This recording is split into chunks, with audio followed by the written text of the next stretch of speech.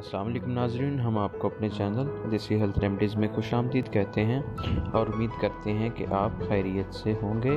तो नाज़रीन, हमारी आज की जो वीडियो है वो बालों के मुतल्लिक है। बाल जो हैं वो हमारी शख्सियत का एक बहुत ज़्यादा और अहम जुज़्व होते हैं।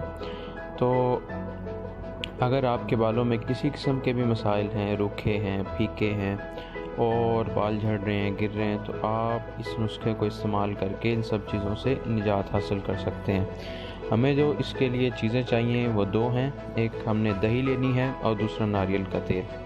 इनको कैसे इस्तेमाल करना है आइए हम इस वीडियो में आगे चलकर देखते हैं।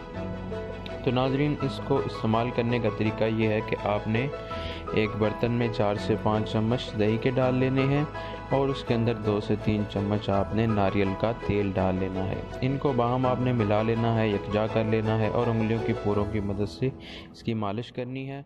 अगर दही के इस्तेमाल से ख़ारिश हो, खुश्की हो, तो आप लीमू और नारियल का इस्तेमाल भी कर सकते हैं। ये बहुत ही आसान नुस्खा है, आप इसको इस्तेमाल कीजिए और हमें अपनी दुआओं में याद रखिए।